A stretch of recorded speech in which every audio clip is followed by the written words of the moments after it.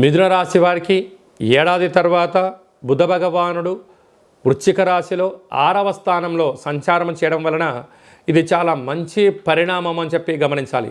నూతన ప్రయత్నాలు కలిసి రావడం, గతంలో మీరు ఏదైతే కార్యక్రమాలు చేస్తున్నారో వాటన్నిటికీ మీ బుద్ధి బలము, భగవంతుడి యొక్క ఆశీస్సులు, సత్ప్రవర్తన, సమిష్టి కృషి కలిసి రావడం వలన ఉన్నతమైనటువంటి మరో మైలురాయిని మీరు అధిగమించబోతున్నారు.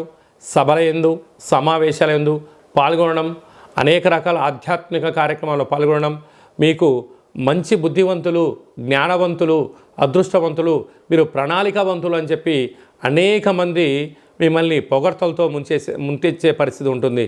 కనుక అలాంటి దయచేసి పొగడ్తలు వచ్చినప్పుడు పొంగిపోవద్దు, ఏదైనా ఇబ్బంది వచ్చినప్పుడు కుంగిపోవద్దు. రెండింటి సమస్థితిలో చూసుకోండి.